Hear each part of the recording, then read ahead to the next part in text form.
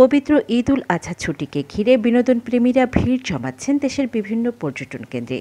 গাজীপুরের শ্রীপুরে অবস্থিত সাফারি পার্কের ঈদের চতুর্থ দিনে দেখা গেছে দর্শনার্থীদের উপচে পড়া ভিড়। We're happy to spend the holiday here, staying here with local people to share the holiday here. So we have been here for only 6 months. This is the first time we've been to this zoo. This is a great experience here. But the only problem is the ticket is why this ticket is so expensive for foreigners.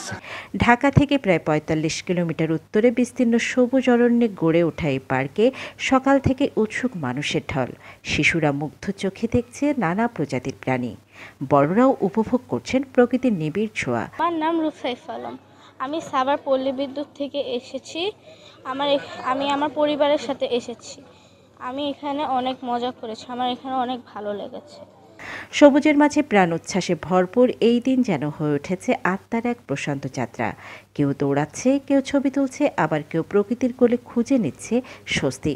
নিরাপত্তা নিশ্চিতে রয়েছে প্রশাসনের কড়া নজরদারি। Safari পার্কে ঈদের এই আনন্দ শুধু ভ্রমণ নয়, এ যেন প্রকৃতি আর ভালোবাসার এক অপূর্ব মেলবন্ধন। অনেক দূর থেকে আসছি, ঢাকা থেকে। আসলে কোনো প্ল্যান ছিল না, হঠাৎ করেই আসছি আর কি।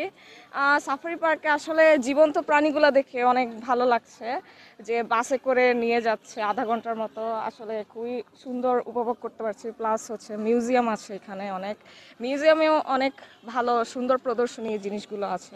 সার্বিক বিষয়ে জানতে চাইলে ভারপ্রাপ্ত কর্মকর্তা রফিকুল ইসলাম জানান, দর্শনার্থীদের নিরাপত্তা নিশ্চিতে রয়েছে কড়া নজরদারি।